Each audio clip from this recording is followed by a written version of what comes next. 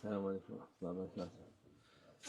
أعوذ بالله من الشيطان الرجيم. بسم الله الرحمن الرحيم والصلاة والسلام على رسول محمد سيد الأولين والآخرين. قال رسول الله صلى الله عليه وسلم: إن الرجل إذا صلى مع الإمام حتى ينصرف كتب له قيام ليلة. Peygamber sallallahu aleyhi ve sellem buyuruyor ki imam namazı bitirinceye kadar onunla birlikte namaz kılan kimseye geceyi ihya etme gibi bir sevap verilir, yazılır. Yani, imamların sünnetleri, farz-ı sünnet kılıp da şey yapınca o vakit bir gece namaz kılmış gibi, Allah ibadetinde durmuş gibi sayılır.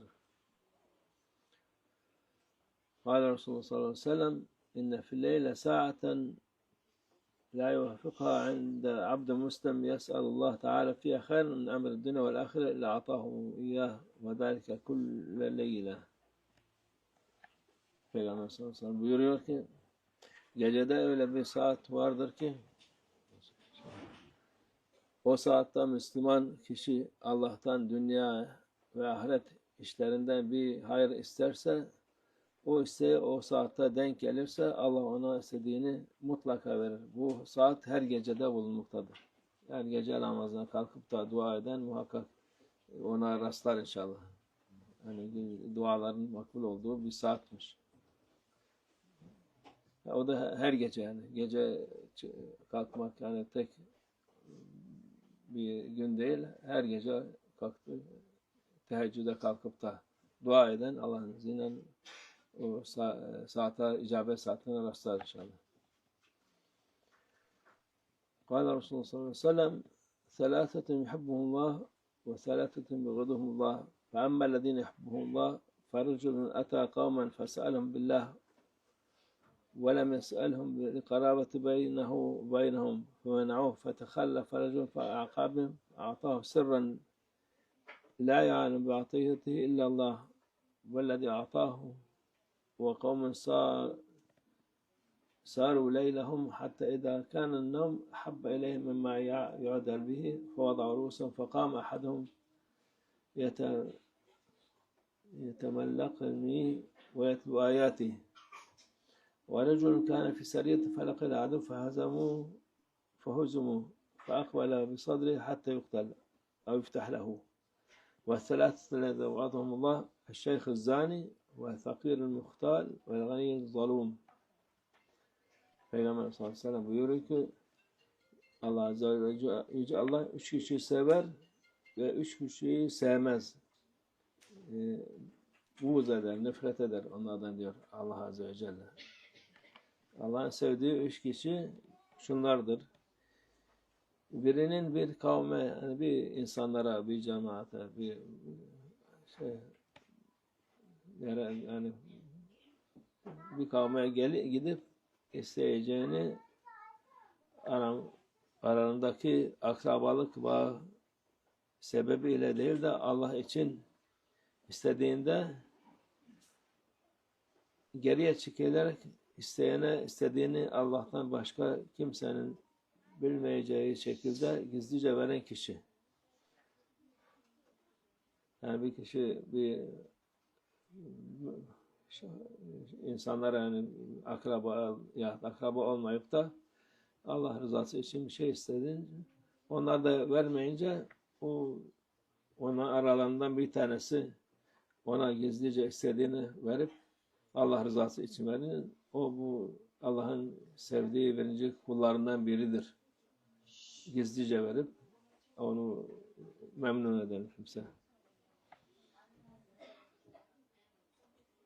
Gece sefere çıkan topluluğun uykusu gelip de kendileri için uykudan daha güzel bir şey olmadığı zaman başlarını koyup yattıklarında nöbet tutarak uyumayıp bana dua ederek ayetlerimi okuyan kişi, yani o kişi, o insanlar eskiden tabi yoldan, karayolundan falan gidilirdi. Muhakkak birisi onları beklemesi lazım. Onlar da Allah rızası için onları bekleyip onlar uykudayken hem dua eder hem ibadet eder. O da Allah'ın sevdiği üç kulundan biridir bu da.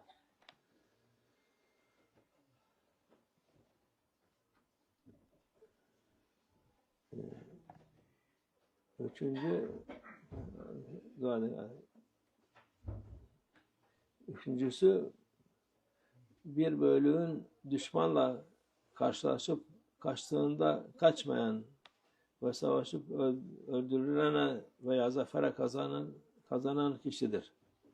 Yani savaştan kaçanlar şey yapmaz. Allah'ın sevmediği insanlardır. Onu durup da düşmana karşı kaçmadan ya zafer olur ya şehit olarak o kişi de Allah'ın sevdiği üçüncü kişidir bunlardan. Sevmediği üç kişi ise zina eden ihtiyar. Yaşlı hem zina ediyor. Onu Allah buğz eder, sevmez o insanı. Kibirli fakir. Hem fakir hem kibirli yapıyor. Onu da sevmez Allah. Zalim zengin. Parası olduğu için başkalarına zulmeden zengin. Onu da Allah sevmeyen kişilerden birisidir. قال Resulullah sallallahu aleyhi ve sellem selâsetun yuhibbuhumullah feletem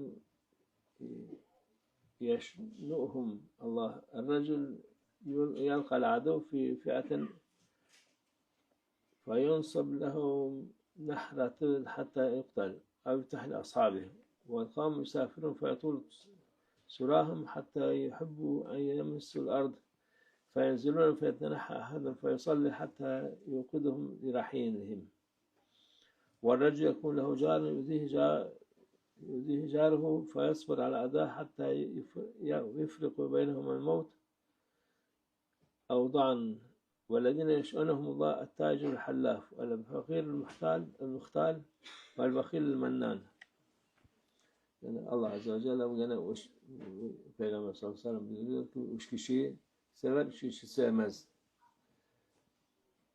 Sevdiği üç kişiden biri düşman birliğiyle karşılaşıp öldürülene kadar veya arkadaşlarına zafer gerçeklerine kadar onlarla bu boğaz boğaza çarpışan kişidir.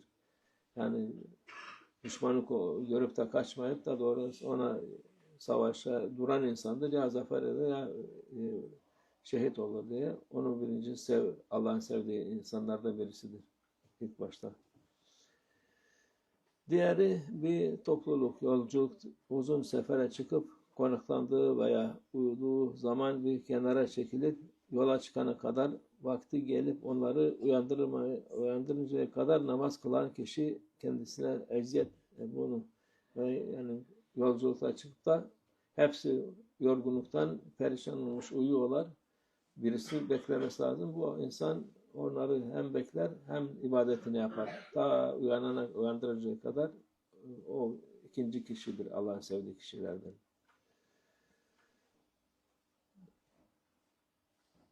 Ve kendisine eziyet eden komşusuna ölünceye kadar veya oradan göç edene kadar sabreden kişidir. Hani komşusunun ezasına, eziyetine sabreden insan o da Allah'ın sevdiği insandır.